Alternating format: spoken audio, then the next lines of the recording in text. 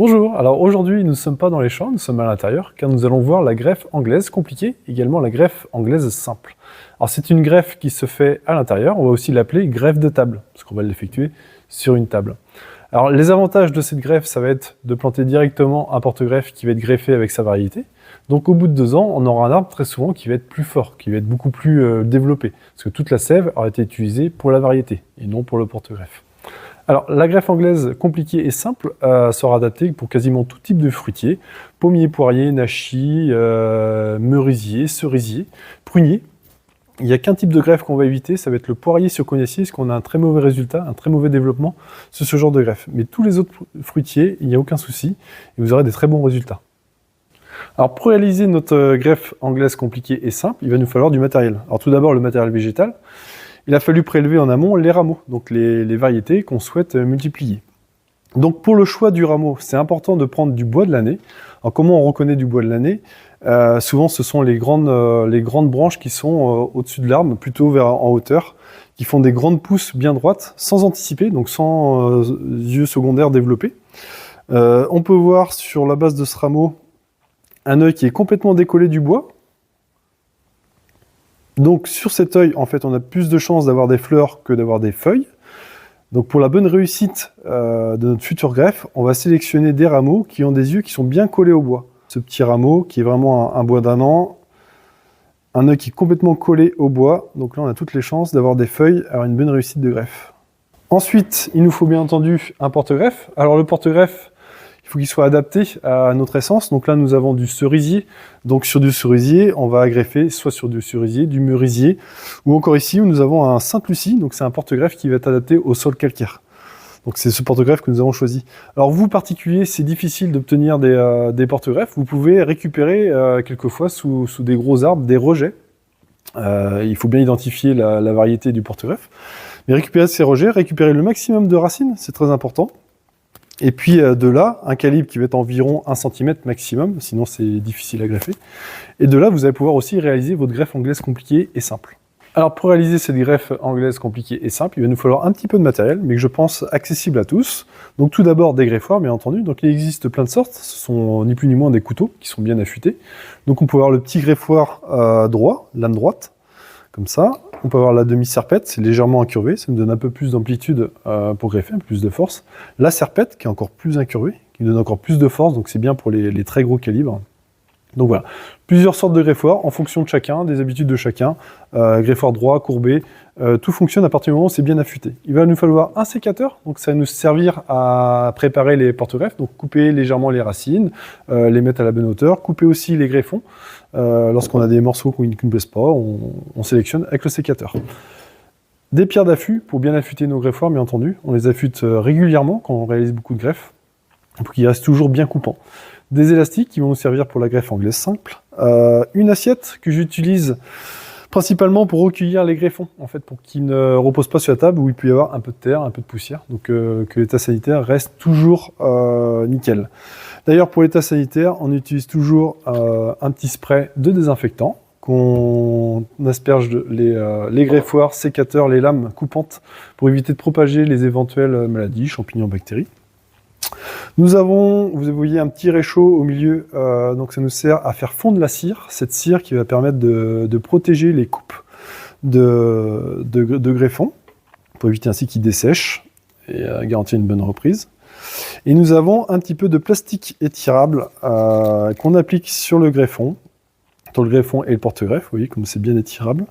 Alors ce plastique étirable, nous on l'utilise, il est biodégradable, donc c'est très pratique, on peut le laisser. Mais vous pouvez utiliser aussi du plastique étirable comme de cuisine, qui ne sera pas par contre biodégradable, qu'il faudra ensuite enlever, une fois que la greffe sera reprise. Mais ça fonctionne tout pareil. Alors nous allons commencer nos greffes. Alors tout d'abord, on va préparer le porte-greffe. Donc là, on a un porte-greffe fraîchement sorti de terre, qui est un peu tout biscornu, mais on a toute une partie qui est bien droite, qui va être favorable à la greffe. Donc on va tout d'abord raccourcir légèrement les racines, comme ceci. On regarde le maximum. Ensuite, sur toute la partie aérienne, il y a toute une partie qui ne va pas nous servir, c'est toute la partie qui part en branche à droite et gauche, donc on va la supprimer. Comme ceci. Donc je garde vraiment la partie qui est bien droite. Je vais en préparer un deuxième qui est un peu plus gros. Je supprime les branches. Et la partie aérienne. Hop, comme ceci. La partie racinaire, c'est pareil, qui est très très développée. Je raccourcis légèrement. Voilà, on a deux produits qui sont beaux, bien droits, faciles à travailler. Ensuite, on va essayer d'adapter le diamètre du porte-greffe avec le diamètre du greffon. Donc on va choisir un rameau qui va être à peu près du même diamètre. Donc là, vous voyez ce rameau, on voit à ce niveau-là, on va avoir à peu près la même grosseur. Donc on va réaliser la greffe de ce pied avec cette partie de rameau. Pour cela, je mets mon gant. On va commencer avec le greffoir. La hauteur de greffe, vous voyez toute la partie racinaire, donc elle va retourner au champ dans la terre. Il faut laisser un léger dégagement entre le sol et puis la future greffe, parce qu'il y a toujours un petit peu d'herbe, un peu de choses qui vont fragiliser la greffe. Donc on va la faire un peu plus haute. Donc on fait à peu près à 30 cm de la base. Ça fait à peu près ici. Donc je vais réaliser mon biseau. Sur le porte-greffe, je commence. Donc je positionne ma lame, et là je vais faire un biseau. Donc je vais couper en travers le porte-greffe. Voilà. Donc là nous avons un bois qui est assez dur. Donc le plus important c'est de faire un beau biseau d'une traite.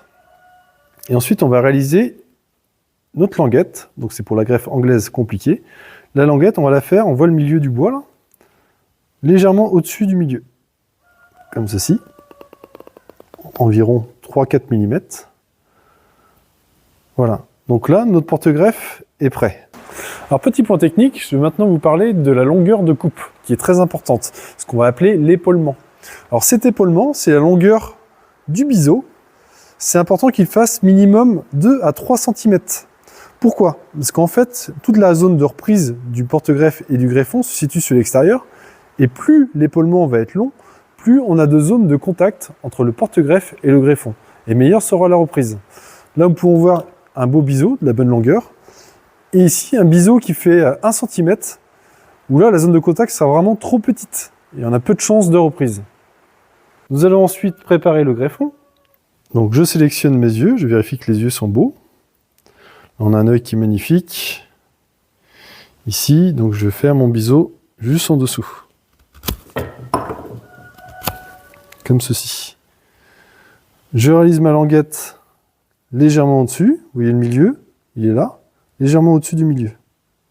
Je fais mes languettes. J'enfonce mon greffoir de 5-6 mm. J'utilise le sécateur pour couper juste au-dessus. Donc cet œil-là va constituer notre futur arbre. Vient ensuite le moment d'assembler le porte-greffe avec notre greffon.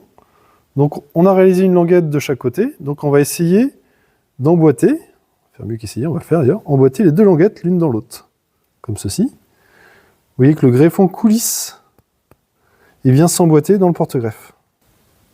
L'idéal, c'est d'avoir vraiment le diamètre du greffon qui soit vraiment identique au porte-greffe. C'est jamais évident, c'est pas toujours le cas, parce qu'on dispose pas toujours du greffon de la bonne taille, et du porte-greffe de la bonne taille. Donc quand c'est pas possible, on va essayer de positionner le greffon sur une extrémité, sur un côté, pour que les deux cambiums puissent bien coller, parce que les parties vivantes du greffon et du porte-greffe sont sur l'extérieur, juste sous l'écorce. Donc on va vraiment le positionner sur un côté, et de l'autre côté, il y aura un léger décalage. Et ça n'empêchera pas de prendre. Parce qu'on a un côté qui est bien, très très bien positionné, on voit même plus la coupe. Alors sur notre greffe qui est maintenant presque terminée, nous avons fait le choix de laisser un seul œil, qu'on voit ici, à droite, qui va constituer le futur arbre. On avait un autre œil derrière l'autre côté qu'on a annulé, ce qui va être sous le plastique d'enveloppage. Mais on aurait pu en laisser un deuxième un peu plus haut, donc avoir un greffon un peu plus haut, pour assurer le coup sur la reprise. Alors, il y a un gros avantage sur la greffe anglaise compliquée par rapport à la greffe anglaise simple, c'est au niveau de la languette. En fait, le fait d'avoir une languette de chaque côté, le greffon va vraiment s'appuyer sur le porte-greffe. Et ça va être très, très pratique sur notamment des essences qui sont difficiles à multiplier, telles que les fruits noyaux, notamment cerisier sur merisier.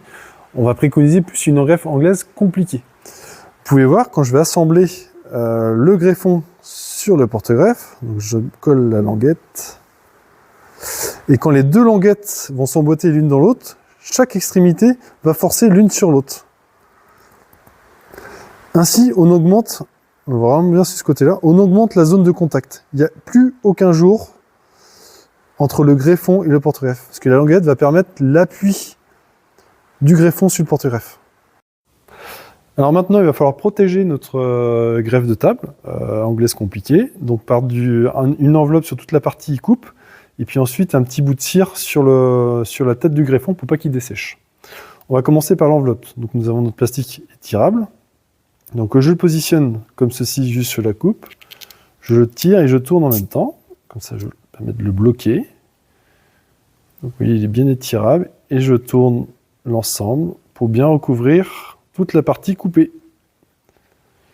Donc ça va éviter au greffon de dessécher. Il va être maintenu humide. Voilà. Donc là, il est bien collé. Donc toute cette partie-là, déjà, est protégée. Alors je ne recouvre pas l'œil, je fais bien attention de laisser apparent, pour qu'il puisse repartir librement. Ensuite, nous allons protéger le haut du greffon. Alors la dernière étape de notre greffe anglaise compliquée, ça va être de couvrir la tête du greffon de cire pour protéger du dessèchement. Donc je recouvre bien le chapeau et j'évite de mettre de la cire chaude sur l'œil afin de ne pas l'abîmer, qu'il puisse bien reprendre. Donc là, nous pouvons voir la partie inférieure recouverte par notre plastique, biodégradable, notre œil qui est prêt à démarrer, et la partie supérieure qui est recouverte de cire. Nous avons tout notre greffon qui est protégé. Donc, une greffe anglaise compliquée est terminée. Avant de passer à la greffe anglaise simple, je vais désinfecter mes outils, donc mon greffoir, un petit coup de spray, mon sécateur, avant de préparer le porte-greffe, comme ceci. Alors nous allons passer maintenant à la greffe anglaise simple. Donc c'est comme l'anglaise compliquée, il y a simplement une petite différence au niveau de la languette. Donc je recommence, je prends mon porte-greffe qui a été préparé. À 30 cm, je fais mon biseau, comme ceci. Je ne veux pas réaliser la languette comme tout à l'heure, je vais laisser comme ça, je le pose. Je choisis mon greffon qui va être du même diamètre que mon porte-greffe, comme ceci. À ce niveau-là, j'ai à peu près le même diamètre. Je vais raccourcir pour me faciliter la tâche. Comme ceci. Je sélectionne mon œil, comme tout à l'heure. Donc là, nous avons un œil qui est très joli. Je fais mon biseau. Donc c'est important que le biseau soit à peu près de la même longueur sur le porte-greffe et le greffon. Donc je coupe mon greffon, je le prélève. Et on va maintenant pouvoir passer à l'assemblage. Donc l'assemblage du greffon porte-greffe, contrairement à tout à l'heure, nous n'avons pas la petite languette. Donc on va juste positionner notre greffon sur le porte-greffe comme ceci. Et ensuite on va ligaturer les deux. Donc là j'utilise un petit élastique, comme ceci. Je fais un premier tour, afin de bien le positionner. Une fois qu'il est bien positionné, je continue mes tours. Hop. Je recouvre autant que possible mon porte-greffe, je serre bien l'ensemble. Et à la fin, je vais réaliser un petit nœud.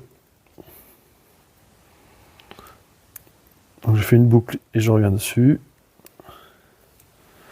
Comme ceci.